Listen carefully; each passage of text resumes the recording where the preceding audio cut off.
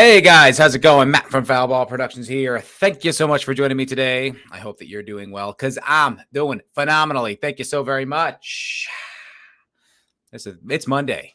It's Monday. It's the 30th episode of the MFer Pocast, and I'm glad that you are here with me.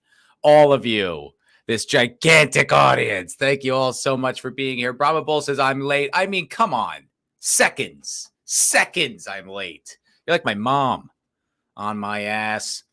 I don't need it, Brahma. I don't need any lip from you, pal. It's good to see you. It's good to see you. It's good to see everybody. It's good to be alive. It's good to be here. Good to be talking some shit. It's good to be talking some shit. So, let's just jump right into it. Just get right into the topics of the day. The Jets are back, baby. The Jets are back, baby. Maybe. I don't know. I'm excited. I've been watching HBO's Hard Knocks. I don't know if you guys are into the sports ball. I know it's not a big sports ball crowd here, but I've been watching. I'm excited. Aaron Rodgers is a Jet. The Jets got this sharp, aggressive, badass defense. I don't know. I'm excited to be a Jets fan for the first time in years since the Sanchez era, which did not go that great, and that was a while ago. And since then, I mean, if you ask me who the quarterback has been since Sanchez, I honestly don't even know that I could think about it. I could pull it up. If I really went back and tried to focus, I could probably think about who the quarterback was, but honestly, I can't. They've been barely on my radar. I've barely paid attention. I became a Rams fan when I was in LA. Why not? The Jets are giving me nothing. The Rams, my buddy, my neighbor is a huge Rams fan. Even before they came to LA, he was telling me all about this defense and Aaron Donald and all these cool players. I started watching, there's this Rams booster club that would go to this bar that I would hit up. So that was fun. And I would go there and and then they won a Super Bowl. So it was cool. They kind of suck now. But still got some Rams love. But now the Jets look like they might actually be a good team. So I'm like, fuck yeah, rocking my gear. I bought a new t-shirt. I was going to buy a jersey and it was $120. And I was like, no, I don't need it that badly. No. So football season's coming up. My father's coming to visit. He's actually pumped because he's a Giants fan. I live in Texas. And first game of the season is Giants-Cowboys. And my dad is very excited to be rocking his Giants jersey in Texas while they play the Cowboys. We're going to go to a bar. He's probably going to get drunk and talk shit. I hope I don't have to defend him. They're armed down here in Texas. But should be a good time. Should be pumped. I'm actually working on Monday night, the first Jets game. Rats. And I almost requested off, but I'm like, no, my dad's flying out Monday morning. No reason to take off Monday night. Well, I dropped the ball. And hopefully the Jets wideouts won't drop the ball and they'll have a huge victory over, I think it's Buffalo. Let's go. Football's back, baby. I do love football season. I got to be honest. It is fun. It's a good time. It's a great excuse to get loaded in the middle of a day on a Sunday. You're like, I'm watching football. What, am I going to sit here and not get a beer? Like some kind of asshole? Like some kind of chump? No. I mean, come on. I'm an American. I'm supporting the economy. And that's why I need to drink 8 beers today in this bar. Sounds like they're picking up the trash outside. I don't know if that's picking up on the mic, but it's picking up on my ears. And that's what that little beep, boop, beep, boop, beep, boop. Well, hi. Howdy. What's cracking? Ahsoka. No, I'm just kidding. I have not watched any more Ahsoka. I finished that first episode for the stream I did with Zax last week, and it was so dull. I mean, so lame. It's so just there. It's not even hateable. It's just inept and boring. You could tell, it feels like, you ever watch one of those independent movies where you're like, okay, this is bad, but there's a lot of good, there's a lot of potential here. If this wasn't coming out of Disney, that would be my assessment. I'd be like, okay, it looks good. I like the sets. I like the costumes. It's the dialogue's trash. The acting's trash. The pacing is obscene. I just put out a short talking about how unbelievably bad the pacing of Ahsoka is. And it really is. It's like it's a glacier. It's shocking. It's like, let's go. I'm not even out yet. I don't even hate your show, but like, let's go. There seems to be no concern of hooking anyone into this pile of shit. And I think, there's a lot of people that are basically just monetizing it. I'm not one of them. I am one of them. I've been putting out shorts and stuff like that. I've been trying to keep to push this cart up the hill. Okay. I haven't been working all that hard on this, but I'm back and I'm pushing. So I've gotten shorts. My Instagram is lighting up. I'm posting on Twitter. And you can see the fruits of my labor with 4 people watching this stream. That's okay. Listen, that's all right. I'm just happy anyone's here, Happy to be alive today. Unlike some people. Just got word today. The world learned that the singer of Smashmouth has died from liver failure, which is damn sad, dude. He was pretty fucking young, man. 50-something? I have an article. I'm prepared. What did I tell you about professionalism, guys? What did I tell you? It is for real. It's for real now. Yeah, the Smashmouth singer dead at 56. That is pretty young. It's a young age to be dying from like preventable circumstances. Like you don't have to die at 56 if you just kind of slow down on the drinking. He must have been drinking hard. He must have been drinking really hard. I mean, to die from liver failure at 56, he must have been going ham. And I understand that, he kind of became a punchline for a while there, because it was sort of one hit wonder, but like maybe one of the biggest one hits in history, right? Like that song when it came out was everywhere. I liked it. I was like 12, 13 when that song came out, I think. And I was a big fan. I remember hearing like just the hook on like a commercial on, I think it was WDHA, which is a New Jersey radio station, which I haven't thought about in a long time, which played like classic-y rock kind of, and then a little classic rock and a little bit of the alt rock of the 90s, which was just my speed. And I remember hearing like the hook on it. Was like, what was that? Like, it was like magic. It was like the Pied Piper's flute. I was like, what was that sound? And then, loved that song. Then it got overplayed. Then it became the Shrek song. And that made it an indelible part of life. There's so many memes. God, oh man, because it was one of my favorite. Let me see if I can find it. Yeah, yeah, this is great. Let me see if I could wait. There you go. Okay, I got it. All right. This is great. This is like one of my favorite things because there were so many memes because this song was everywhere and people liked it. It was genuinely a likable song. Don't you sit here and retroactively tell me you didn't enjoy the Smash Mouth song. You're a liar. You are a liar, sir. You need to look yourself in the mirror, or ma'am, there are women who lie. You need to look yourself in the mirror and come to grips with the fact that you liked the Smash Mouth song. You liked And They Don't Stop Coming. Well, I really liked this meme. Forehead.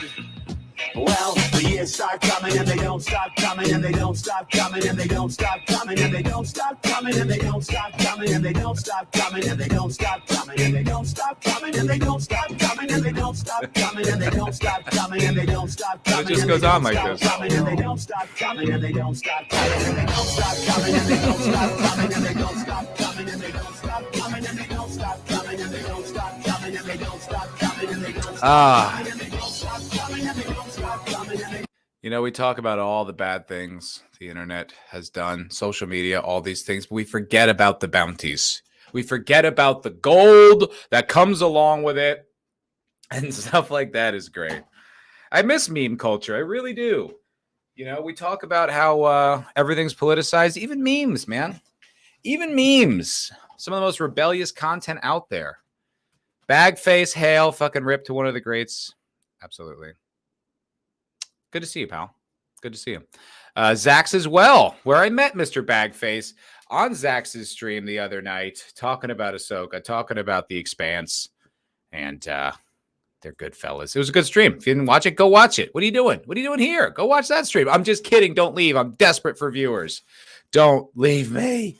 But no, even like, that was just, you'd find little gems like that, great little memes. And now even memes, I feel like it's all politics. But RIP to the Smashmouth singer, Steve Harwell, passed at the very, very young age of 56, man. That's a young age to be dropping dead. That was a young age to go. But I don't know if I have much else to say. I mean, there's this article, and it's mostly just a eulogy, about the poor fella who dropped dead. And I think there was a time there where he did become kind of a punchline. I think it was some Disney concert or something where he was like drunk on stage and didn't remember the words of his own song and stuff. It was kind of sad. And I think there was kind of internal turmoil with the band. And I think there was lots of talk of his alcohol, maybe drug abuse, and RIP, man. I guess that's what happens if you just don't slow down. If you don't stop coming and you don't stop coming and you don't stop coming and you don't stop coming back to the bar and getting shots. Scary, man. Scary, because I like to drink. I do. That Irish blood is alive and well in my soul.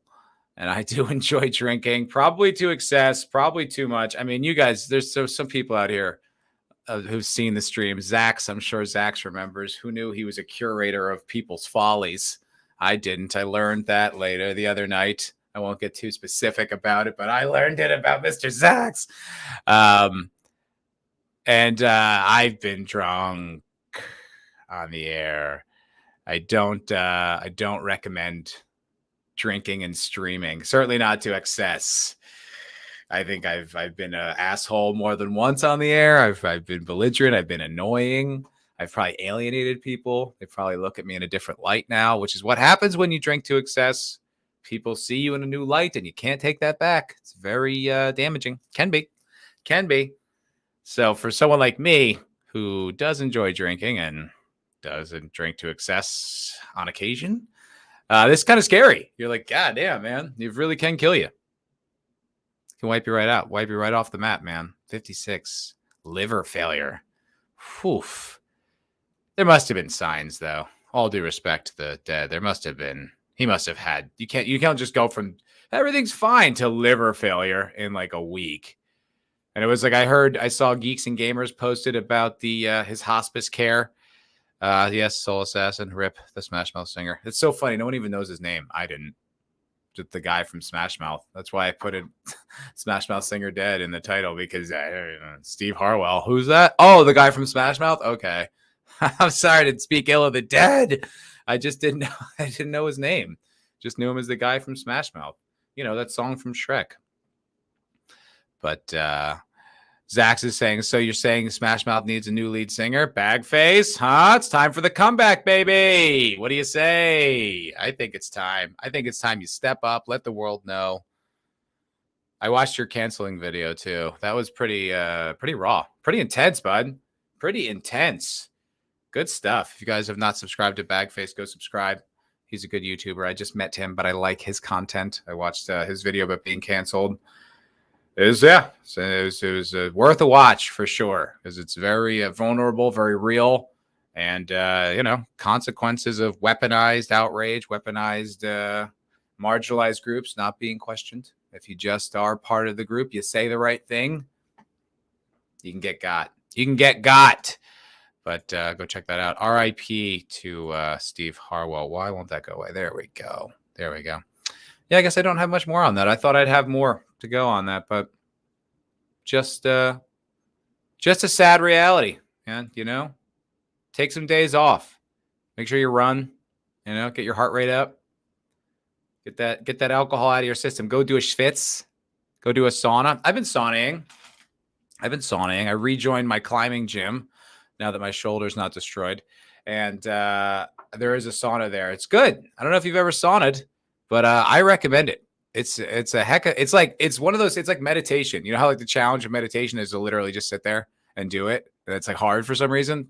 It's like the way you're like, why is quitting smoking hard? All you have to do is not do something. It's like, yeah, it's not that easy.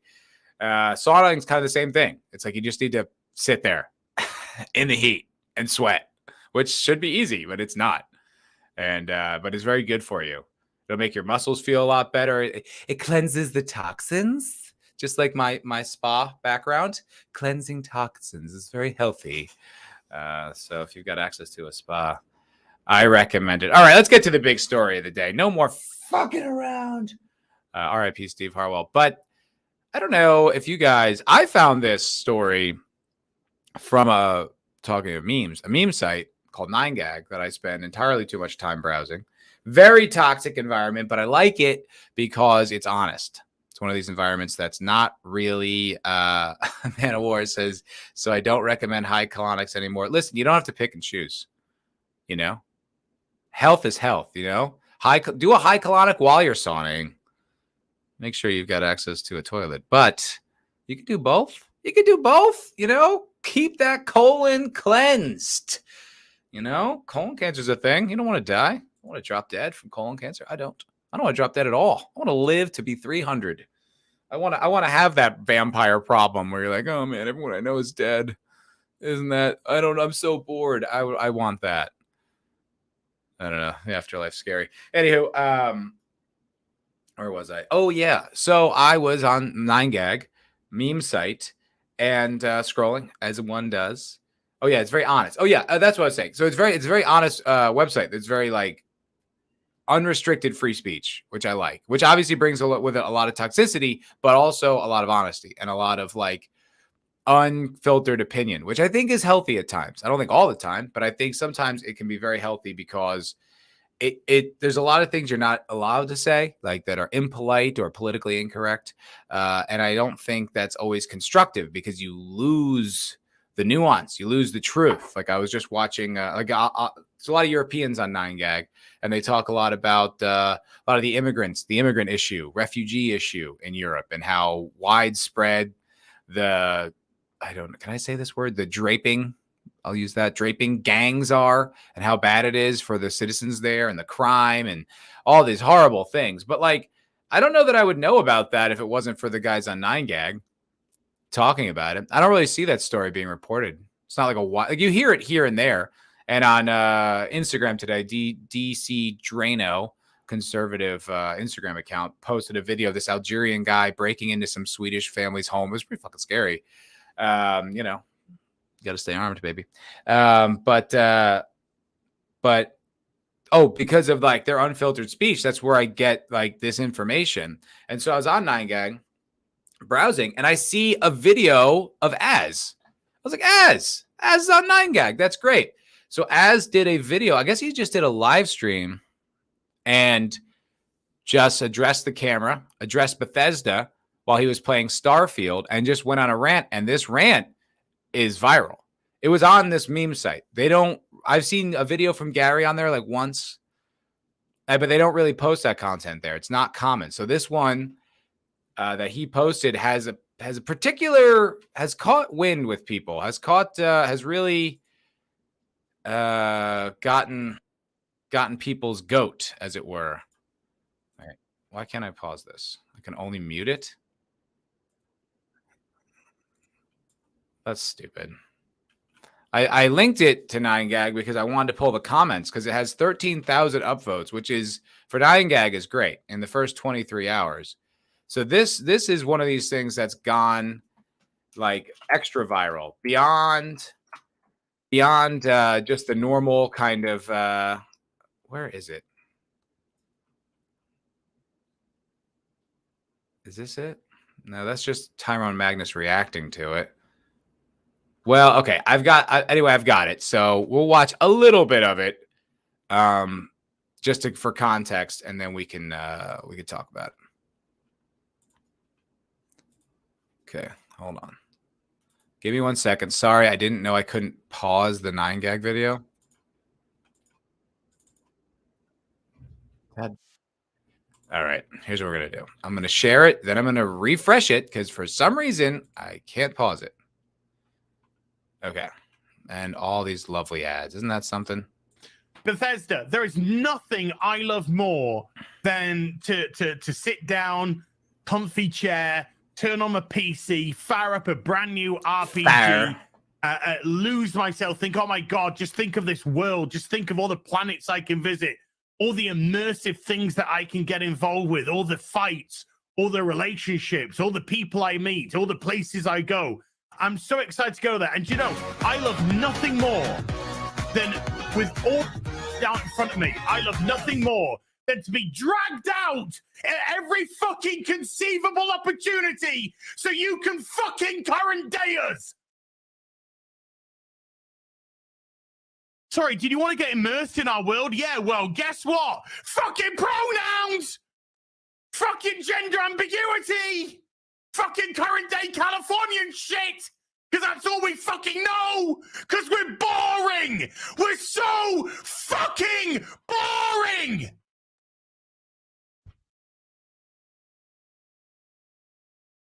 We can't see past our own fucking reflection! That's the level of our narcissism here at Bethesda Western Game Company. Fuck your immersion. Fuck you having a good time. Fuck you falling into a world and just getting lost. No, no, no. Current fucking day. Fuck off. You're boring. You're fucking dull. You have nothing to say. You are a one hive mind twat waffle. All right, I think you guys get the gist. I really like that with the fun music underneath from that ad, like bing, bing, bing, bing, bing, bing, bing. That's very funny. Yeah, it does indeed make it so much better. Yeah, so that I found that on that website on 9gag, and the reason I went to that was because it's not a traditional outlet for this, and then the comments are like in complete support, which is dope, because sometimes on that website especially you get a lot of Europeans, so they kind of have a lot of soy opinions. There's a lot of back and forth, which I do think is healthier, you know, because you can't really censor opinions over there, so you do get a lot of like unfiltered conversation. You get a lot of commie bullshit, of course you do, when there's, you know, a public platform, but I like that there's the back and forth, and the comments here have been very supportive. This guy with 23 or 2.3 thousand upvotes. It's not that it's bringing out opinions. It's about the fact that this whole LGHD TV bullshit is shoved down the throats of average consumers so much these days that even a slightest mention of it anywhere angers the shit out of people. It's like reverse ad effects. Seeing the same shitty ad for anything over and over again for years won't make you buy anything. It'll make you hate it with all your existence. Another comment. I empathize.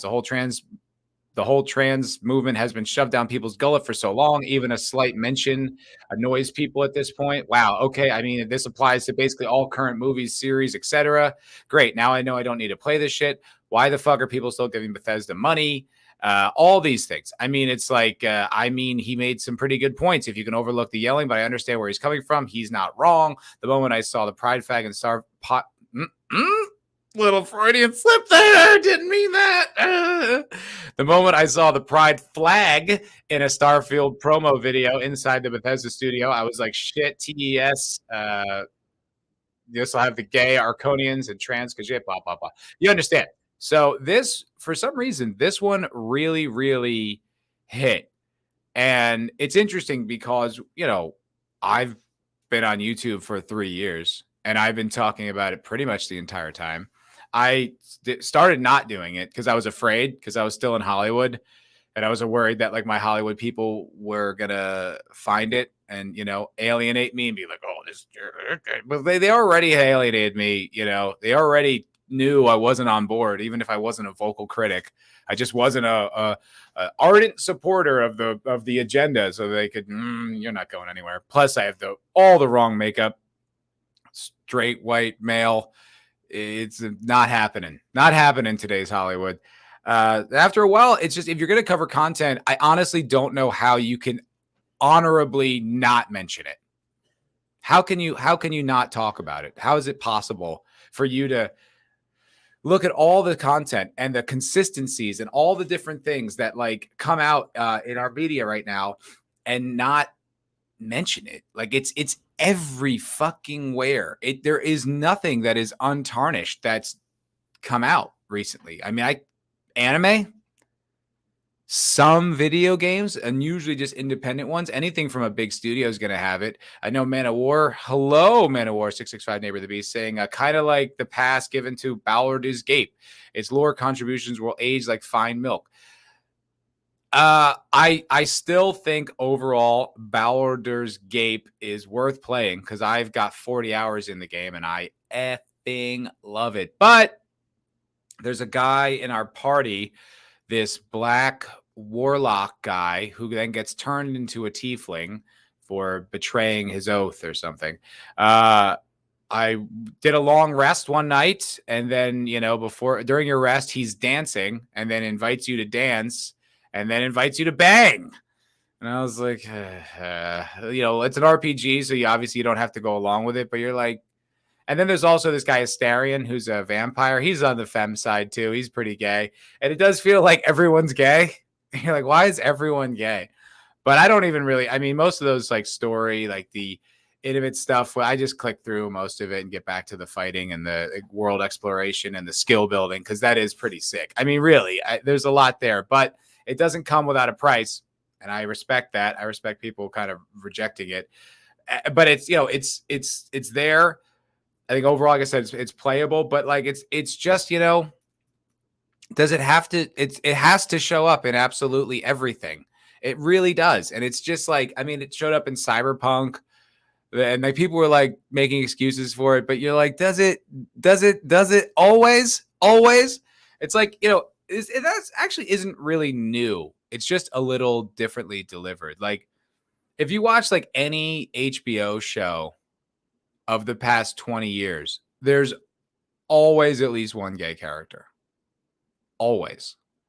I think for a time it was kind of edgy, but then now you realize you're like, oh, it's box checking before we were kind of on it. Like we knew it was there, but it's not like, it's like, oh, it literally has to. And you see these productions, everything, it like has to. There's some overlord that's making it that it has to be. And I know it's like the ESG scores is a thing. I know it's like, just the hegemony in Hollywood in general. It's something that I talked about last week. It's like when it comes to Hollywood, it's like the thing about it, like at least with Hollywood, my perspective, my time there, what I saw was the people who weren't on board with it were very, very rare. And they were very quiet about it. And you kind of had to be. But they were 100% the exception. I would talk with them and be like, yeah, fuck, right? But even then, like I wasn't aware of all the things that were going on. I thought it was just individual personalities. I didn't realize it was like the Borg. It was like this. I was not aware. I had to piece it together later. And then, we see what's going on in society now. And it's much more evident. Back then, I just was naively hopeful that, I'd meet some other people who weren't like that. But no, it was absolutely everybody. And when it's absolutely everybody, I don't even know how you could defy it. Because it was almost every actor I knew, definitely every girl. But then, you see it like it's all throughout the entire system. So if it's in the entire system, how could you defy it? I made the analogy. It was like if it'd be like a corporation, if everyone that worked in the corporation was like an HR girl. It's like, how could you ever break the rules if everyone is like a reporter, if everyone's like a little spy for the agenda for the system? How could you ever defy it? It's impossible. You can't be done. And I never been in the gaming industry, but I guess I'd have to conclude it's pretty similar, right? Once you have these big corporations, you have like diversity, equity, and inclusion standards for your hiring practices. That's going to bring in these sort of commie-minded people. Also, the commie mindset is very widespread. It's like it's going to infect your company. So it's like if you're not going to do it, like if you're going to be like, no, we don't need to put pronouns in this Starfield game, there's going to be guns pointed at you internally from your own employees, from your own people. It's like you'd have to be defiant to make a thing that doesn't have that on a big corporate level. You'd have to be defiant to do it. Like, I played some games this year. I played Dredge, which I bring up so often. I think you guys are overlooking it. Please go play Dredge. It's phenomenal. It's independent. It's made by Team 17, the same people who did like the Worms games back in the 90s. They're brilliant. And Dredge is really fun. Nothing in there like that. It's about a guy basically getting over the death of his wife, essentially, is what the whole theme of the game is. There's nothing, no bullshit. Dave the Diver is a super fun game. Nothing in there. Just a fun, cute, like diving, collect fish, run a sushi restaurant. Really addictive. Not Starfield. That's the opposite. What's that game I'm trying to think of? Subnautica. Get out of here. There's nothing like that in there. And these are games that are not AAA games. AAA games, even like the Hogwarts game from the turf herself, the turf queen herself, J.K. Rowling. Apparently that's just got lots of that stuff in there. Apparently a great game too. But I genuinely don't know how in the modern era you can make something. Obviously there's a market for it. We want it. But it'd be like trying to criticize the Kremlin during the USSR. You can't do it. You can't do it. Your own machine is going to eat you, and you will not get a good game out. You will be escorted out. You will see the door. That'll be the end for you. Look, this is not new, right? This complaint, this criticism, this observation, how long have we been hearing about it? How long have we been talking about it? How many of you came to YouTube for this exact reason? I came to it for a similar reason. It was because of how terrible Game of Thrones was. But also what kept me, what got me into all this stuff was Gary, Mauler, Critical Drinker, people, geeks and gamers, people not putting up with it. People saying what they're observing and pointing it out, and not flatteringly, which was like, holy shit, there's people saying this. This is incredible. That was 3-4 years ago when I started getting into this. I mean, this isn't new to us. This isn't news. But you could see it in the mainstream, right? You could see people like observing it. Like it's a lot more, even like my mom, she's like, there's so many of this stuff. They just putting this content forward. My girlfriend, who doesn't really pay attention to any of this stuff, she's aware of it. She gets to know it. She's like, does it have to be every show? It's much more mainstream now. People are more, I think the normies, as they say, the bulk, the herd, the main crowd is inundated with it so much that you can't ignore it. You can't deny its existence. It's here. It's not going fucking anywhere. And, I think people are really, really fed up. I think people really have had enough. And I think this As video kind of shows that, how super viral it went. And I bring up the 9gag thing because it's outside the normal spheres, right? Me and Vigilante Williamson, we used to do a show called The Culture Crime Fighters. And a lot of times we would talk about the echo chamber, the reverse echo chamber, right? That would come up from like different nerd spheres, manosphere, conservative media. And then basically all you're doing is just yelling, just preaching to the converted. You're just yelling at each other and no one's hearing it. And like, well, what good is that? How does that help anybody? It doesn't, you got to reach the people who aren't hearing it. You got to give them an alternative. That's the more not progressive, the more productive avenue is. That's why, like when Jordan Peterson went to the Daily Wire, I thought that was a terrible move, because now no one new is ever going to hear you. It's just going to be the people who already like it. They already are on board, which is fine. But I think it's more important to reach people who haven't heard it, or reach people who are on the fence or unsure, or like, but if you're being like, hey, I'm just offering a reasonable middle of the road opinion, and then you go subscribe to that website, and on that website are banner ads for liberal tears mugs. Well, I mean, it's not exactly middle of the road. It's not exactly, just a non-side, non-partisan kind of thing. It's like, well, I mean, okay, it is, obviously. I've got to, it's like if I'm like a reformed liberal, or if I'm like someone who's like, I don't know, it's like you can't just go hard into that realm. You know, you need to be kind of slowly ushered in. You know, you need to be gently nudged because people just, I don't know, they reject it. But this as video, I think, is evidence that it's not just confined to those spheres. People are fed up with it. This seems to be some kind of a lightning rod. Gamers historically do not put up with this shit at all. It's not like they tried that with like the Battlefield 1 or whatever. And you had like a disabled black woman on the front lines of World War I. You're like, what the fuck? What are you talking about? And no one bought it. People hated it. They outright rejected. Gamers do not put up with this shit. And fuck yeah, I respect that. I think that's badass. Good. And this, Starfield's a huge game. It's the first Bethesda game that's been out in a long time. They are a juggernaut in the gaming industry. Why? I really don't know. Fallout 4 is my least favorite Fallout game. I didn't even finish it, and I'm a Fallout stan. Skyrim is so repetitive. It's just all right. Another dungeon, another. There's like it's so thin, it's so hollow. I don't know. I feel like I don't care about the story. I don't know. People love it. And even Fallout 3 is like it was important for what it did, but it still, as a Fallout game, it's not a very good one. It's it revolutionized or revitalized that property, which got me New Vegas, so I can't complain too much. But this is a huge game from a huge gaming company. And this is the first bit of press I heard about it.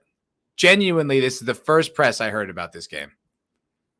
And like, I'm on socials. I'm tapped in, dude. I got my finger on the pulse, bro. You know me.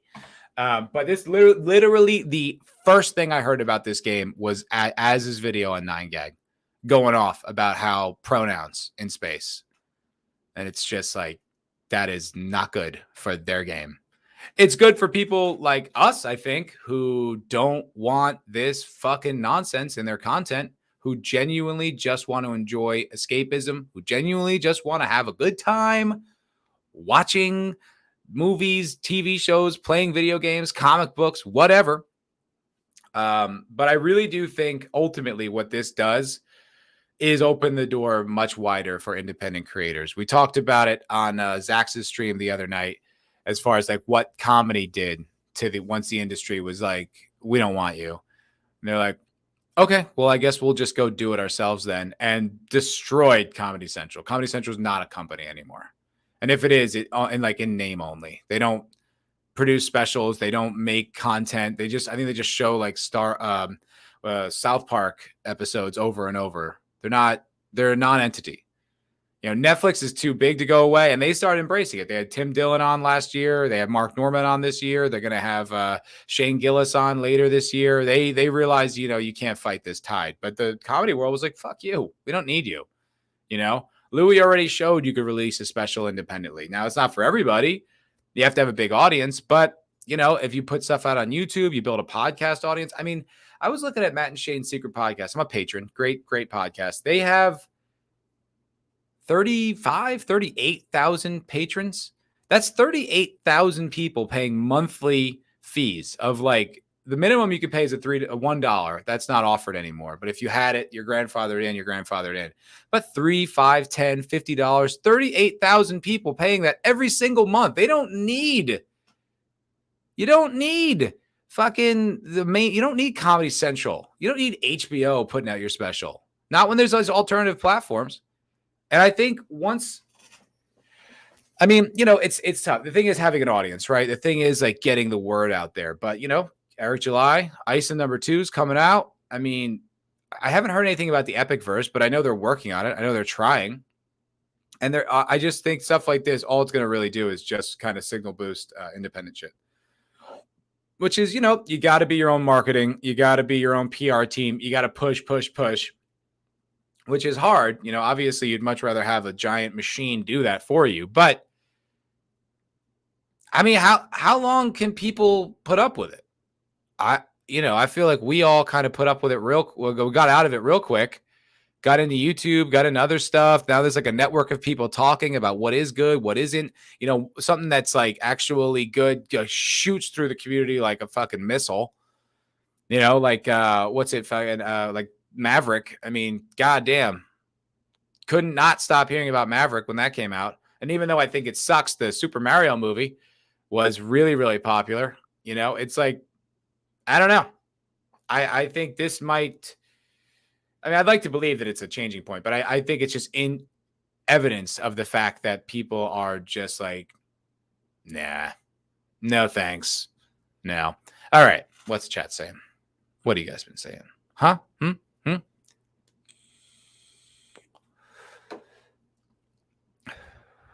Bagface talking about the immigrants. Yeah, in Europe. So weird when you plop a bunch of people in a country and give them nothing to do, no way to make money, they turn to crime. Well, yeah, but it's like you can't, it's like an unnatural influx of people. Like you can't just invite, you know, several million desperate people into a Western nation and expect everything to just go great. They come from, you know, poverty. They're not assimilated into like Swedish society. They're not just gonna be like, oh, I guess I'll just, you know, put away all the cutthroat lifestyle I've been living because the country I come from is kill or be killed. And I'll just, you know, go get a latte. Not gonna happen. And I don't know why anyone thought it would. This is retarded. Oh, I'm sorry. Did I use the R word? Well, I meant it. Where are we?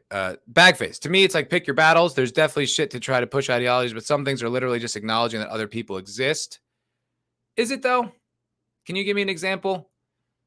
Because I don't think anyone ever had a problem with people like just acknowledging that other people existed.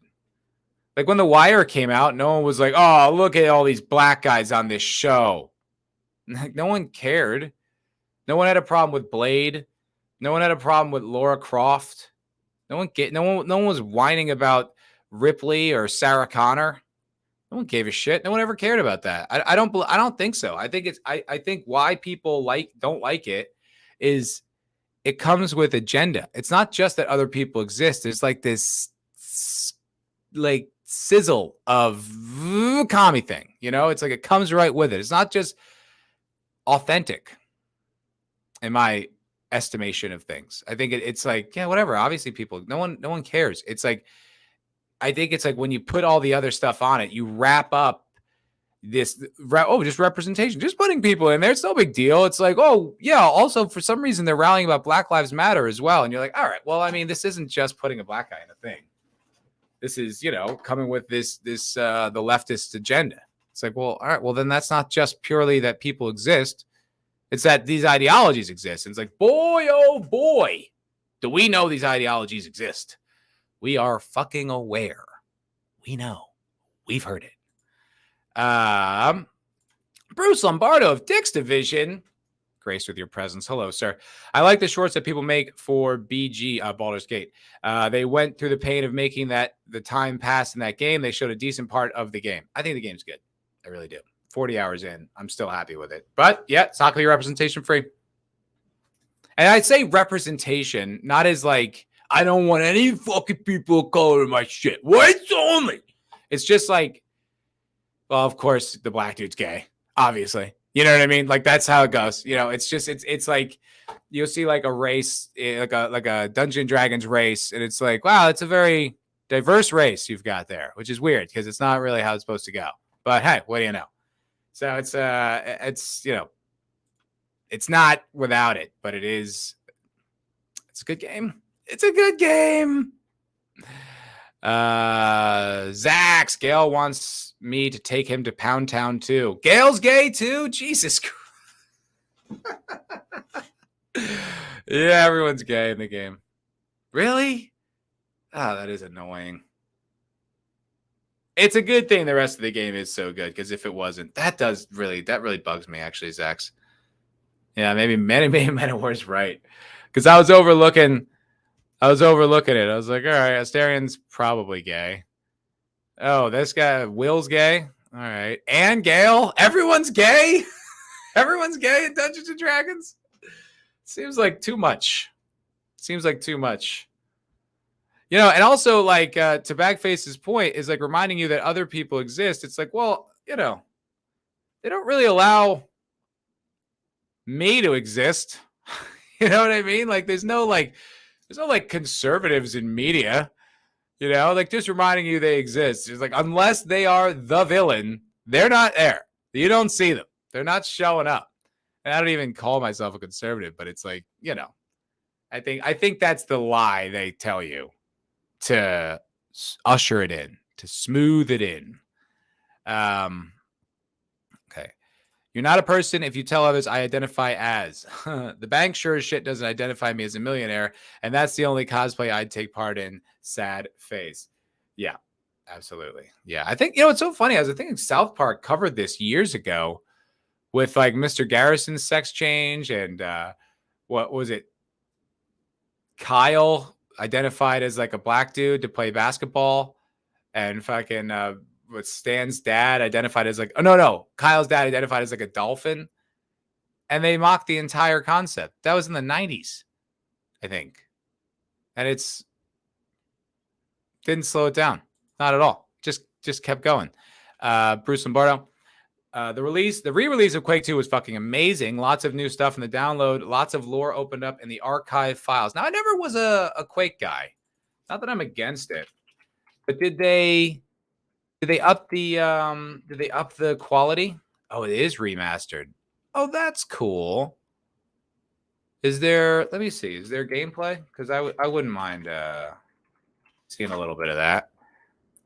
Quake was just one of those ones I just didn't get into. Not that I don't like it. Not that I was against it. It was just one of those things I just never really gave time to. What was the other one too that came out? Was Quake the one with like the 9 Inch Nails soundtrack with like the nail gun? I think I played it a little bit, but not too much. So this is Quake 2 remastered. That's pretty sick. I mean, I do like when they do this. There's the oh, they have stim packs in this game. Did Fallout and Quake share that? Huh. I do like the blue shift for Half-Life. If you guys haven't ever played that and you're Half-Life fans, you are missing out. That is so sick. It's a completely remastered, like, but it's Half-Life, but all like upgraded graphics and upgraded mechanics. It is incredible. And I've played the original Half-Life so many times. The upgraded Half-Life rules. Cannot recommend enough. This looks pretty sick. I mean, this is cool, especially for Quake fans, I imagine. You know, you see like your game remastered, pretty tight. I mean, that's the thing. I mean, that's what ends up happening. You're just like, all right, I guess I'll just go play old shit because you're not making any good new shit. Keep my money. New Bomb said this is far from a first AAA game with pronouns. No, I don't think anyone's saying it's novel. I don't think anyone's like, oh man, what are they doing suddenly out of nowhere? What is this new thing they're introducing?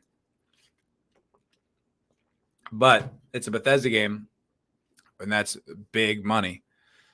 I still, honestly, like I said, I really don't know why. I think a lot of their games are pretty hollow, like great mechanics, but just empty. But this has been anticipated. I've been hearing about Starfield for years. And that the fact that this comes out and has this giant backlash right away. First thing I heard about it, backlash. First thing. Even, like I said, even Baldur's Gate. Now, it turns out that Gale's gay, Will's gay, Astarion's gay. Everyone in your party's gay. It's like, still people love it. I don't know. We'll see. I guess it's brand new, Starfield. We'll see. I mean, I almost want to play it just to find out for myself. But, you know.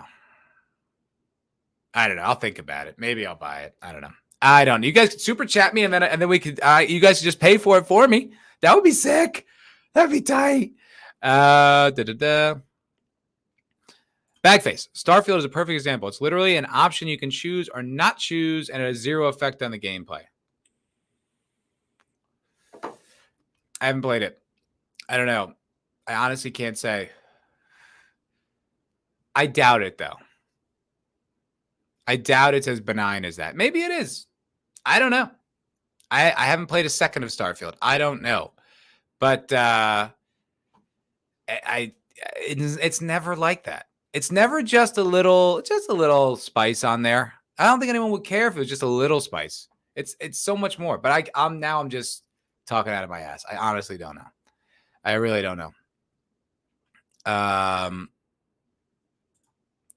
New Bomb.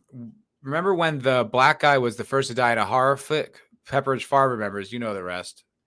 I'm not sure. Are you saying that this is like a correction of that? Like that time has evolved? Maybe.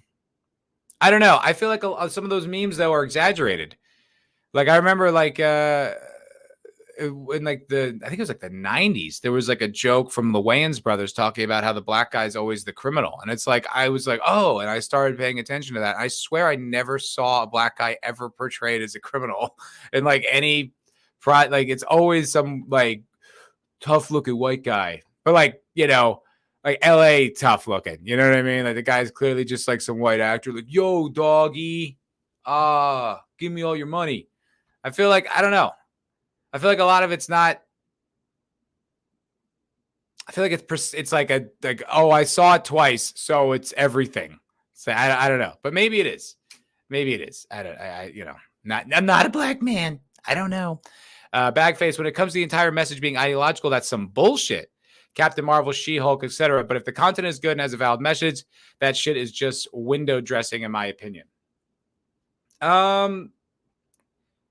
Yeah. I think we talked about that. I think Arcane was an example of that. That was like a lot of stuff in here, but ultimately a pretty good show, even though I didn't find it to be all that terrific. I was pretty cooked at the time, so maybe if I went back and rewatched it, I'd have a different take. But I think that was kind of the example with like Arcane. They're like, yeah, all right, whatever. She's got purple hair. She's kind of a Yas queen, blah, blah, blah. But it was ultimately a good show. So yeah, it's true. I mean, ultimately, if the core of the thing is good, people don't really care all that much. We'll see what the fallout with Starfield is. Like it just came out. We don't know. We'll see. But I don't know. Bagface, there's a lack of conservative views in most art forms, I think, just based on right-wing views being less prominent in most creative spaces, more than just a byproduct of human behavior thing. Yeah, I think that's a good point. I agree. Yeah, it's true. I mean, not only are they less prominent, they're absolutely subdued. You're not allowed to have them, at least not when I was in Hollywood. And even like a conservative view is like just having a question. That's not okay. Like I genuinely remember being like in this office back in LA, the acting school that I was working at, and this woman said something like anti-Trump or whatever. I don't remember. And I just didn't respond. I didn't say anything. I didn't roll my eyes. I didn't have an emotional response. I didn't say anything. And I swear to God, she clocked that. I didn't just cheerlead her for the cause. So to say that there's no such thing as like conservative views in these creative spaces is, yeah, true. Because if you even suggest you're conservative, people will extricate you. I see that in the food service industry in Austin all the time. I would never dare say that I like Trump out loud in those spaces. No way. Not publicly. Maybe like one-on-one with a trusted colleague or something like that. But for the most part, no fucking way, dude. You can't say that. You'll be chased out of town with pitchforks and torches. So yeah, I mean, the tolerant left is not very tolerant of different ideas. All right. Men of War, I think the whole modern day Cali sensibility in my medieval fantasy or sci-fi adventure set 150 years in the future is a key point here. Well, if things keep trending the way they're trending, it might be everywhere. It might be populating the galaxy. I don't know. Somehow the Expanse managed to not do that, and it was pretty awesome. And I feel like there was like LGBT and racial diversity and female empowerment, blah, blah, and it did not impact the show in any way, like negatively. It seemed to just kind of enrich the fabric of it because it wasn't like postulating it. It wasn't like dunking it, slamming it over the net. Like, yeah, take that, conservative America. It was just like, this is just what it is. And so therefore you don't notice it because it's just part of the storytelling. Yeah. Bagface. Yeah, also drummers Polly in the Expanse, right? Exactly. Like her whole crew is just banging each other like friends. Well, I did think that was a little weird, to be completely honest. I was like, this is unnecessary. Also, that was my least favorite season 5. So that did feel a little weighted where you're just like, all of a sudden, this is just sort of being dragged along now for some reason. I mean, I don't care, but I also don't know why. It's, and people are like, well, it makes sense. You're in a spaceship for, okay, fine. It's just coincidental that it happens to be out in the time when that's super popular to put that in things. And now all of a sudden it shows up in the middle of 5th season. odd timing, but I'm sure it's just a coincidence. Sure it is. Bruce Lombardo, white dude with gangsta necklace and $5 watch from Kmart. Yeah, that's the only guy I've ever seen as like a mugger in anything that wasn't like The Wire. You know what I mean? Like, I don't know. Maybe I'm just myopic. I'm not sure. Dread Roberts. Hello, Dread Roberts. I'm enjoying Starfield, though I share the sentiment. The pronoun stuff is annoying. I'm usually the guy that goes after the woke nonsense hard. I just didn't give it much thought this time around. Damn it. You mean this is more complex than just the woke sucks? I don't know. Shit, now I need to go see it firsthand and find out. I don't know. I've been spending a lot of money on games this year. I bought Dredge, fucking Dave the Diver, Subnautica, Baldur's Gate, the Expanse game. So that's like a few $100 right there. I don't know that I should buy any more games, but now it's the popular game, and I got to get those clicks, guys. I got to build this YouTube audience. We got to go to 11 to 1,100 to 11,000. I'll be alive like Steven Crowder. It'll be like an event. That's what's going to happen. All I got to do is get Starfield to make it happen, baby. Make it happen. All right. I don't like Bethesda. Oh, how much? Isn't it $70 too, right? Look how fucking easy I am. I'm such a pussy. I'm like, $70. God damn, that's a lot of money for one game. Dread Roberts, if it makes you feel better being on the fence about Starfield, Armored Core 6 is solid. I've heard about Armored Core 6. That's like a PvP game though, right? I'm not a big PvP guy anymore. It's too stressful and tiring.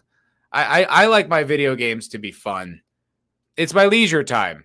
I don't want to go to war. I really don't. I used to play a lot of Counter-Strike. I don't have the time for that anymore. I don't need that surge of adrenaline when I'm like coming around the corner. I really don't. I'm too old for that shit. I want my games to just be fun. That's why I like Baldur's Gate. I like the turn-based combat. I love turn-based combat. The older I've gotten, Wasteland 3 has got really good turn-based combat. It's just much more peaceful. It's good for my brain. And then it gives you that little dopamine tick. Yeah, I beat that guy. I'm in the act 2 of Baldur's Gate right now, and there's like this swarming, like soul sucking, I don't know, something on the entire part of this world I'm in. And it just like, if you go out in the dark too long, it eats you up and turns people evil. There's all these monsters in the dark. And I destroyed this town full of them. And I felt good. I felt accomplished. And I like turn-based. I like the strategizing and thinking about it. I used to hate turn-based when I was a kid. I love it now. I absolutely love it. Zax, they should let you probably opt out of the romance storylines altogether. I wouldn't, but it's single player. I don't care about any of my party's backstories. Anytime that happens, I just click. I just care about the main story. I don't know. I'm with you. Bruce Lombardo, Subnautica's top tier surviving game has a great plot. Yeah. I don't even like surviving games. It rules. It absolutely rules. I love that game. All right. A few more chats and then we'll go and move on to the next article. As nice as the money looked for The Expanse, the money? That was the worst of the 2 seasons of The Expanse. Seasons 4 and 5 were just flat. 5 was flat out bad. I really didn't like 5. Like, I genuinely was like halfway through. I was like, what the fuck is this? Why is Naomi still just breathing? What the Christ am I watching? I hated it.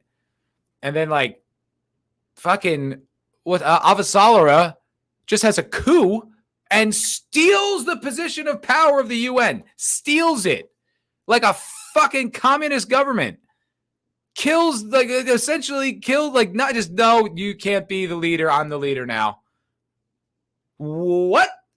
Why is that not like solar system wise news that she just stole the seat of power? And they tried to justify it because like women aren't as pro-war. Yo, that bitch tortured a Belter in the first episode. She's not like, more like compassionate. Like, season 5 was so bad. And season 4 I had problems with too. Season 4, just like, I was like, okay, where are they? Where is this planet? Is it in our galaxy? Is it in another galaxy? Also, why the hell are none of you wearing respirators? You're on a fucking alien planet with alien biomes and an entire different evolutionary timeline than our own. There could be super AIDS that takes out your immune system in an hour and wipes you off. We're done. Like in our own planet, there are diseases that are in different parts of the planet, right? Like malaria and yellow fever are in more like South America, Central America. That's where it's really big. But it's not like, Africa. But it's not everywhere. So yes, maybe this one part is cool, but like maybe, a few miles over there is where fucking Space AIDS lives. You just taking your fucking chances on this shit. Oh, it's good. The air's fine. What? And then of course that happens. You're just like, how is that not the number one thing you're taking care of? I don't know. Well, there's been belters there for 6 months. It's like, so fucking what? I don't know. Season 4, not for me. It's fine. I just didn't love it. Especially coming off season 3, which was magnificent. And then season 6, they did their best. Hello, Courtney. Hello. Zach's got some good feedback about Wednesday. We got a few people to check out The Expanse. Yes, that's what I'm talking about. I want more people on at least the first 3 seasons of that show. I made it my mission to turn people on The Expanse. I still try to do it. There's a girl I work with who never heard about it, loves sci-fi. I was like, this is what you got to watch. This is what you got to watch. Thank you for subscribing, Dread Roberts. I appreciate you, sir. Look at that. Growing the channel before your eyes, everybody. This is huge. Huge. Bruce Lombardo, the Expanse could have made a whole season just on us, showing us Avasala's level of treachery and cunning. I really think that they changed that because in the first episode, she is brutal and ruthless, and she does do ruthless things throughout the season. But I think the first episode's a pilot, right? So you usually shoot that before you shoot the rest of the show.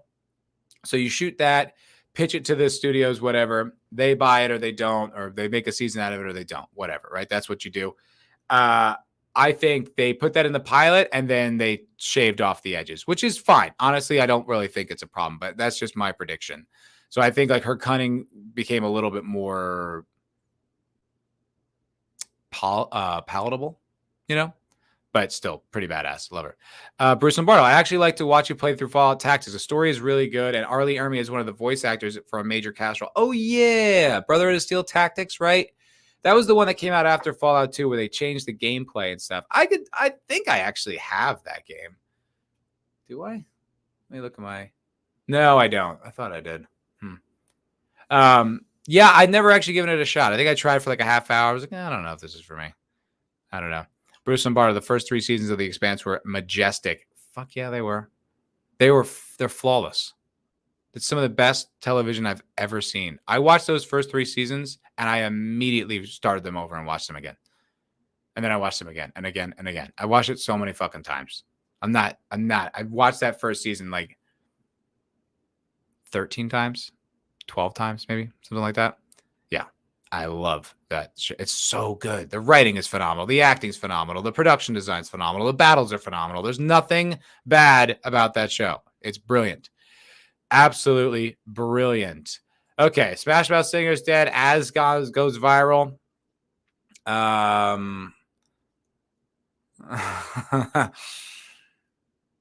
Which one? All right. Let's do this one. Because I genuinely do love this movie, I thought that this was interesting, but also absurd. So this was in the New York Post today. It came out how Madonna and Tom Hanks stirred up trouble on A League of Their Own set. Now, look, here's the thing. Who gives a shit about gossip from 30 years ago? I don't know. I don't know why this is a story.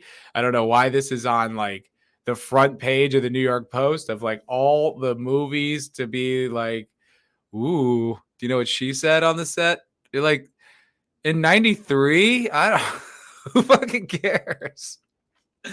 But I do love this movie. I genuinely love A League of Their Own. I think it's an awesome movie. And I also think it's a great movie of how they do female representation correctly. And, a female-centric story about women, like, trying to, fight for their own and stuff. Because it's merit-based, right? Like they're like, we can play baseball. We are good at baseball. Look how good we are at baseball. Look how entertaining we can be. Like they're not saying like we deserve it because we're women. They're saying we deserve it because we're good. And like that, I think that's the departure of like recent media, recent messaging is like, you're kind of like, it's not just accepting other people like because of like what they can do. It's just accepting them because they're alive and give them positions of power. It's like, fuck you. What are you talking about? No, that's not how this works, but that's how they go. That's how that is. How Madonna and Tom Hanks. Okay. It was Demi Moore, not Gina Davis, who was director Penny Marshall's first choice for the lead role of female baseball phenom Dottie Hinson. Ooh, but Moore made fatal professional mistake of getting pregnant.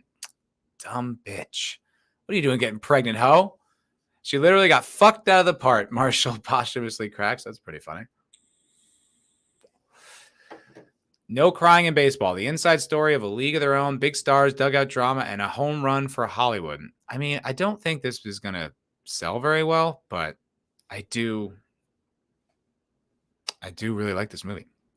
And Davis wasn't even the second choice for the now classic movie, which tells the story of an all-American girls professional baseball league, a real-life professional women's baseball league that existed during World War II, all on one breath. Seemingly every young actress in Hollywood wanted to be part of the movie. Okay. What is this? We got it. Why would you not want to be part of a big movie? When you see a movie with all the leads are women and the men are supporting parts, you want to be in it. I mean, yeah, but Tom Hanks is, look, good movie. I get it. But now they're kind of spinning this a little bit. I mean, this movie was sold because Tom Hanks is the coach, and he's great. And he's got some of the most memorable lines. Hey, tall girl. What's her name? Beverly? Beverly? It's great. There's so much. There's just, he steals the fucking show. This is like, whatever. I mean, you know, I don't, it always needs to be about this. It's like, you know, it's also, it's a women movie, and there's all these women. Right. Tom Hanks desperately wanted to be cast, blah, blah, blah. Can I okay, this is so dull. I thought this was going to be a little bit more salacious, but they're just like, did you know other people wanted to be in this movie and they weren't? Isn't that crazy? No, it's every single movie that gets made. I've had student films I wanted to be into, I didn't get. You know what I mean? This isn't news. This isn't information. I should have read this article. Damn it. I got duped by the headline. You've got to get Rosie. All right, never mind. This is dull. I don't care. And if there isn't anything juicy in there, they sure as hell did not top load that article. They're just like, oh, and I said this, and he laughed. That's it. That's the whole. That's yeah. Isn't that crazy? Because they're famous, so you care. I don't actually. No, and even I like that movie. All right, that was a failure, a flop. What do we got? Oh, this is too dark. All right, let's go here.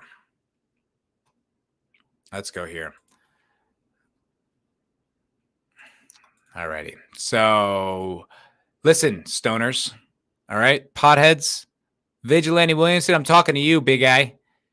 Check this out. Health effects of weed laid bare. Marijuana is behind 3 in 10 schizophrenia cases, can be a death sentence in pregnant users, but Biden still wants to ease restrictions on the drug. Can you believe that Biden wants that? Can you believe it? Oh, goddamn ads. I swear to Christ. Now, listen, I think Biden's as incompetent as the next guy. I think everyone's pretty aware. Old Grandpa Joe is not exactly the man for the job, but I mean, a bit of a reach here with this one. They're trying to be like, weed's bad for you. It's like, come on. Like, even if it is, trying to spin this about how Biden sucks is a bit of a stretch. That's a bit of a reach. I feel like we've been on a path towards getting weed more legal for like 25 years. The idea that it's like, okay, if you wanted like meth legal, I'd be like, yeah, all right, this guy's out of his mind. If he wanted fucking, you know, heroin or fentanyl to be legal, I'd be like, what is this guy doing? But like, they're like, oh, you know, Biden wants, like in most cities, weed's already legal. I was in Dallas, Texas, and you can legally purchase. There's dispensaries in Dallas. And I haven't really heard the epidemic of lives being ruined and people dying. Look, maybe it is. I don't really know. But I can't imagine getting upset about this one. This seems a little bit much. I mean, like, it's not, you can't legally buy it in Austin, Texas, but you pretty much can. You pretty much can. Let's see. The nationwide social experiment launched by a wave of marijuana legalization is finally bearing results in the form of higher depression rates and addiction. Well, that I agree with. I could actually see that being true. I think it's like, yeah, there's going to be negative repercussions, 100%. Like, it's a mind-altering substance. There's consequences of using and abusing substances. I mean, that's true about alcohol, but it's like, the point is, are we going to be legally limiting what adults can put in their bodies when they're, it's not fentanyl. I don't know. It started in 2012 in Colorado and Washington, setting off a domino effect that has seen restrictions lifted across nearly 40 states, including 23 where it's legal to use marijuana recreationally. The Biden administration now aims to demote the drug from the Schedule 1 status. It should. Look, they should. I am not a Biden fan, but they 100%. Do you know what else is on a Schedule 1 drug? Like methamphetamine, heroin. That's on the same level in American drug policy. Some examples are heroin, LSD, PCP, crack cocaine, and marijuana. I know a lot of potheads. I know a lot of casual smokers. My mom smokes marijuana. I don't know one casual PCP user. I don't even know if I've met anyone who's admitted to using PCP in my entire life. That is not on the same level as weed. Say what you will about weed, fine. PCP and marijuana are not in the same conversation when it comes to drugs. That's insane. That is crazy. That is some old, like, what was the one with the black dudes, like, what was that propaganda film where they're like, black guys are gonna rape your women? What was it? The Weed Mania or whatever? It was it was like, I forgot what it was called, but it was just like they're out to get your daughters. That's what this sounds like to me, man. This is pretty wild. Schedule 1. They should. It absolutely should be demoted. That is crazy. That is crazy. Yeah, lumped in with heroin, LSD to Schedule 3. The first step toward totally decriminalization at a federal level. Marijuana has been lauded for its purported benefits for pain relief and anxiety treatment, among other applications, all while believed users could not become addicted. Well, that's stupid. If you can become addicted to shopping, you can become addicted to marijuana. Reefer madness. That's it. Thank you, Man of War. Reefer madness. That is some reefer madness ass shit. Yeah, it's as bad as heroin and PCP. So basically, you're like, well, I mean, I smoke weed. I might as well inject heroin. It's the same thing, according to the federal government. Absurd. I think everybody who's even mildly reasonable can acknowledge that. But yeah, I mean, it's like, it's not chemically addictive, but neither is cocaine. Cocaine's not chemically addictive. You're addicted to the feeling it gives you. Now, granted, it shoots your dopamine receptors. It explodes, but it's not chemically addictive. It's not.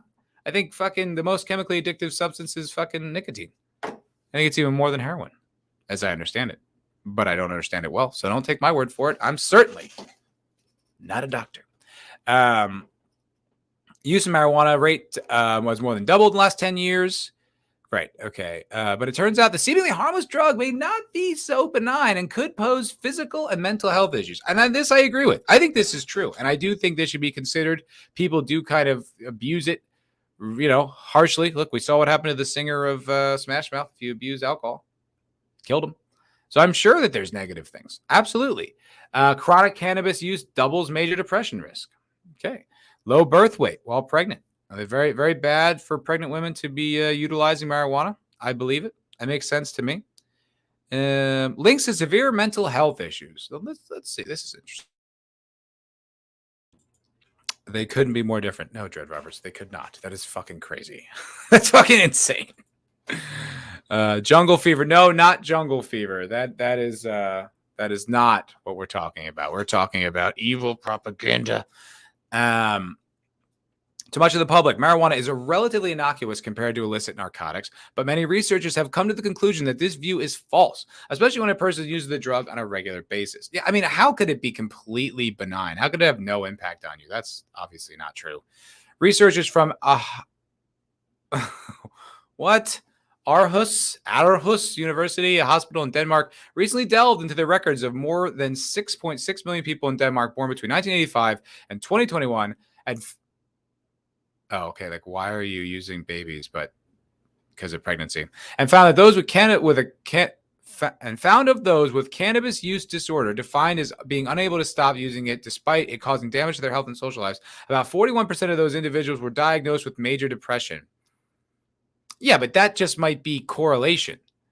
If you is defined as being unable to stop using, there's probably an underlying reason. It's probably just not like, oh, I don't know, just smoking a joint at a party and all of a sudden I can't stop. It's probably because they were already depressed and that's why they start using marijuana habitually. This study sucks. Stupid study. They also found chronic marijuana use quadrupled a person's risk of being diagnosed with bipolar disorder. Now that sounds like a couple of women I dated. Hey-oh! Hey-oh! That's interesting though. Chronic marijuana use quadrupled a person's risk of being diagnosed with bipolar disorder. Now, once again, is that something that bipolar people gravitate towards marijuana, or does it actually affect your brain chemistry and open the door for bipolar disorder? I don't know. But that's pretty fucking, that's an interest. Quadruple? There's got to be something there. That's pretty interesting. There have been anecdotal reports of high potency marijuana vapes causing psychotic breaks, suicidal thoughts, and death by suicide. Okay, I can actually speak to this one firsthand. No, I have not killed myself. I'm very much alive. I'm not talking to you from beyond the grave. Suicidal thoughts, I mean, I don't know. I think at some point in your life, you're going to have suicidal thoughts. I don't really think that that's like immediately diagnose that, go to a doctor, get on Prozac. I think that's just part of life. I just think that you have suicidal thoughts sometimes. Maybe I'm unique in that, but I don't think so.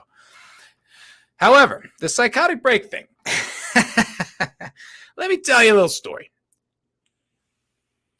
So, a few years ago, and she swears up and down this didn't happen, and I cannot possibly come up with any other conclusion. So, I was home for the holidays. My mom, like I said, partakes in marijuana, and she gave me some snacks for the plane because my mom loves me and takes care of me. Gave me like a sandwich and some cookies, you know, and I ate the sandwich, left the cookies, put them in my cupboard. Well, a few days later, I had to go to the doctor because a cat scratched my eye. My cat Ripley, who's no longer with us, she scratched my eye because Luke was in the house and she was really freaked out. Anyway, I grabbed these cookies out of the cupboard because I had to eat some before I went to the doctor. I didn't eat anything. So I just like housed like 4 of these cookies. So I'm going to the doctor. I'm waiting in the waiting room and I'm like, are they like pumping oxygen into this waiting room? I feel kind of high. Why do I feel kind of high? All of a sudden I'm like, yo, I'm high. Why am I high? Oh shit, those fucking cookies must have been marijuana cookies. And I was like, I got to get the fuck out of here. And then like the fucking sky opened up. It was like living in hell. It was like trying to drive home was like a nightmare. There was all these people, like couldn't get out of the way of anybody. There was like traffic where there's never been traffic. And I'm driving on the fucking highway and I get home and I am like in a spiral. Like just I remember like I went to my roommate and I freaked out because I literally the thoughts in my head, they weren't words. I didn't have thoughts. It was terrifying. It was so scary. And then I just laid on the couch for like 11 hours in like a complete marijuana spiral, like a hole. It sucked so fucking much. I barely touch weed now because of stuff like that. And that is a real thing. And that does happen to people. The doses in edibles, the doses and stuff like that, that is a realistic concern.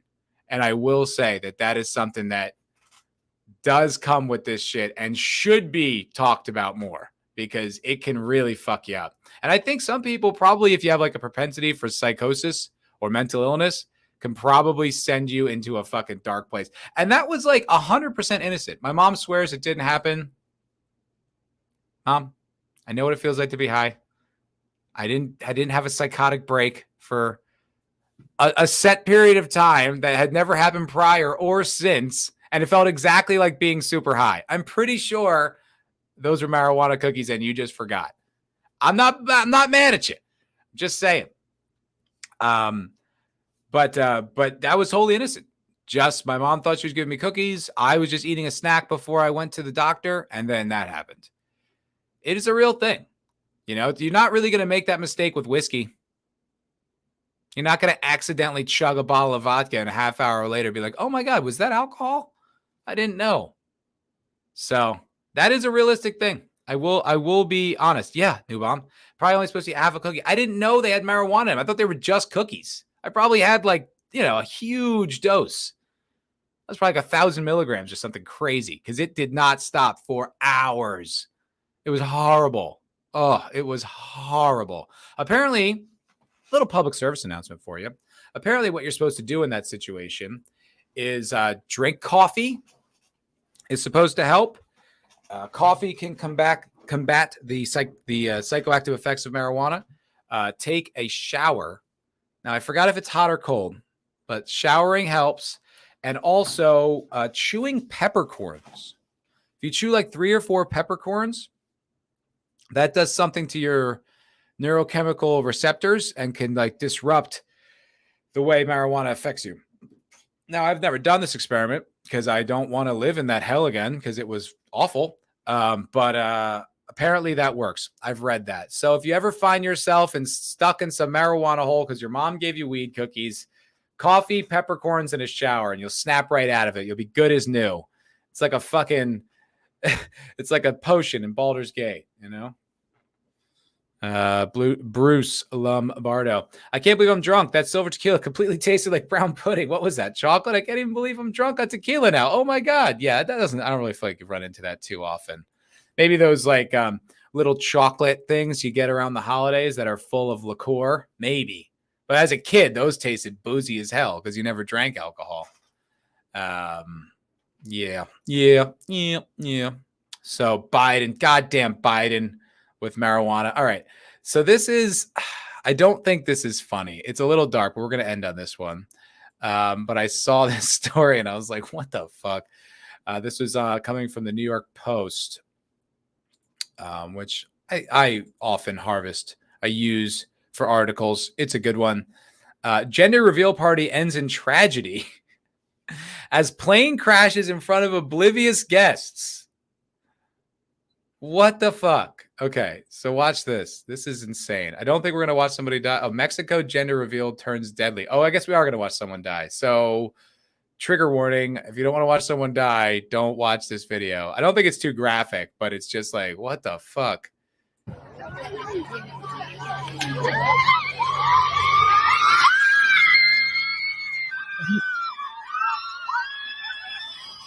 Wait, look, they don't even notice. Oh. Look, all due respect, that's what you get for having a gender reveal party, okay? All due respect to the dead, but the gender reveal parties are a crime against humanity, and this is what you get for doing it. That's fucked up, though, huh? Also, that looks red, not really pink. But yeah, and then everyone's like, yay! And this guy's like, oh my God! And then dies. Pretty fucked up. Pretty fucked up. Dread Roberts, where are you based at? Austin, Texas, baby. Austin, Texas. I'm not from here or anything. I'm from New Jersey, but I've been living here for now. I'm a clandestine, undercover conservative. I still don't like calling myself a conservative. I don't think it's accurate, but not wokey. I'm slipping on it. I live amongst them. I watch their ways and I report back to y'all. Did you say you took those cookies on a plane? No, I didn't, because that would be trafficking drugs across state lines, which I would never do. It's quite illegal. Yeah, no, I did. I didn't know. Also, how the fuck would they know? They weren't labeled. Were they going to take a chemistry set and find out if there's THC in these cookies? I'm fine. Dread Roberts. Oh, I saw this video. It's like a horror scene. Yeah, I know. It is a horror scene. Can you imagine getting all these people together to be like, "Oh, this is the gender of my baby," and making them all care? What a nightmare. Oh, the guy dying. Right. I mean, that was bad too. That was really bad. Yeah. No, that's fucked up. I mean, it's tragic. What a shit plane that was. The wing just snapped. Did you see that? It was like a model. He built that in his backyard or something. He just dies. That's a shit way to go. Well, you know, one life goes, another life's brought onto this earth. Guess that's just the way of the world sometimes. I feel bad. The plane's wing is folded over, and who the fuck was doing maintenance on that thing? I swear to God, the guy just like, how far are you flying? It'll be fine. Don't worry about it. I put some electrical tape on it. It'll be okay. Trust me, I've been doing this for years. Dread Roberts about El Paso. Hell yeah, bro. Relax. I drove through El Paso. El Paso is an interesting town because you can see Mexico from it, and boy, does it look different than El Paso. It's wild. Living in like the first world, you really do forget how the rest of the world lives. And it's just like, whoa, so jarring. It looks so incredibly poor. There's a great video, plugging another YouTuber here, by Mr. Razorfist, whom I often talk about, plug. I like his content a lot. He's a mensch. He's a good dude. He did a video about, if you go to his YouTube, it's an older one, but if you go to his YouTube channel and you just go like videos like by popular, it should be in the top 5 or 10. And it's because like most of them are like popular metal videos, but he did one about Mexico and the wall. Fuck, it's the first time I've ever heard anyone with this take. And he's basically saying like, you know, it's not really about whether immigrants should come here or not, or like whether they deserve a better life here. Is that you think Mexico should be poor when it shouldn't be. And I was like, damn, that's one hell of a fucking take. And I didn't know that. I didn't know that like Mexico's got these vast deposits of like oil and natural resources and all this shit that like they really shouldn't be a poor country. They should be like a thriving, wealthy country, but they're so corrupt, it makes it impossible. And I was like, that is a hell of a take. And also I think like there's like, you should watch the video. Razorfist is obviously does a better job talking about this than I ever could, but I really recommend it. It was moving. It was even like touching, like emotionally, like he tells this like personal story about his time there in Mexico. And it was really like emotional. And it was just maybe the best take I've ever heard about the entire Mexico border America situation ever. And it's an old video. You should go watch that. I really recommend it. Fucking awesome. Love Razorfist. Hell yeah, dude. Yeah. And it's relevant to you, especially being right there on the border. You know, because he lives in Arizona, in Phoenix. So it's like a, you know, border state. And he's got like a lot of firsthand knowledge. So he talks about it. And it's fucking poetry, man. Fucking absolute poetry. New Bond. It was in Mexico, but still, pilots should be doing a walkthrough before the flight. Yeah, I mean, literally, that is the weakest looking plane I've ever seen. I've seen model planes with more integrity than that. That's fucking nuts. That is fucking nuts. All right, folks. That's going to do it today for today's MFer Podcast, episode number 30. Thank you very much for hanging out with me. I really appreciate that. I hope you enjoyed today's show. Please press like if you did. Subscribe if you have not. I'm on Rumble. I'm on Instagram. I'm on Twitter. I'm all over, man. And I've been trying to upload more content, trying to do more clips, trying to do more stuff. I know I'm working on Imperatus. Remember good old Imperatus? Impy. Good guy. He hit me up. This isn't official yet, so if it doesn't come together, I'm sorry. But he hit me up and wants to put together a Baldur's Gate stream 3. Sorry, Manowar. Baldur's Gate 3 stream where we do like a co-op thing. So he wants like me, Imperatus. I think Zach says he's on board, and Mark the Cyborg, I believe, is going to be the party. And we're going to do so much gay shit, dude. It's going to just be an orgy. We're not even going to kill goblins. Fuck that. We're just going to bang. That's all we're going to do. Just one nonstop man-on-man orgy. It's going to be great. No chicks either. It's fucking gross. Okay? All right, guys. Thank you so much for watching. Guys and gals, if there were gals watching, I appreciate you. You guys are great. Like I said, you know, follow me on all the things. Social medias. Subscribe. Rumble. Give me some love. Send this to someone that you think might like it. I don't know. You guys have a wonderful day, and I'll see you all in the next episode. Peace out, Cub Scouts. Thank you for watching. Please press like, subscribe, and have a wonderful day.